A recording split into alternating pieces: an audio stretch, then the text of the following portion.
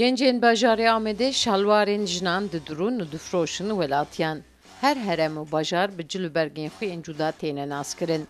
Li Tirkiyeyê jî li du ciyan modelên şalwar tên bikaranîn. Ji wan modelan yek jî modela şalwarên bajarê Amedê ye.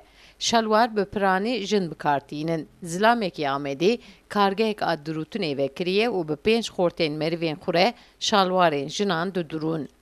Yani şalvar şu kültürü medaheye tamamı Türkiye'de aslında kültürü medaheye cana modeli onda geçti be gayri modeli be yani geçli her şey aynı kültürü medaheye evya jibona kari be jibona iş be jibona davet be işte navaroje da kari mali da be hem rahatiye diye pirek özellikle pirek ağırlıklı kudukan.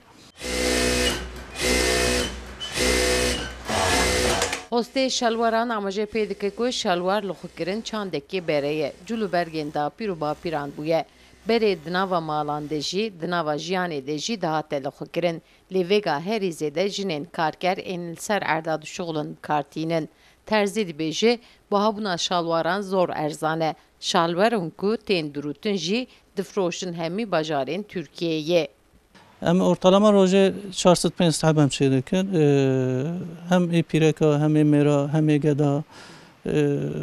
Ji wana îş piyasê em didin. Türkiye genelî em difroşin. Hem toptane û genelde pazarcıya ve mağazaya ve li wana em bela dikin. Ew jî ji xwe re difroşin piyasê de.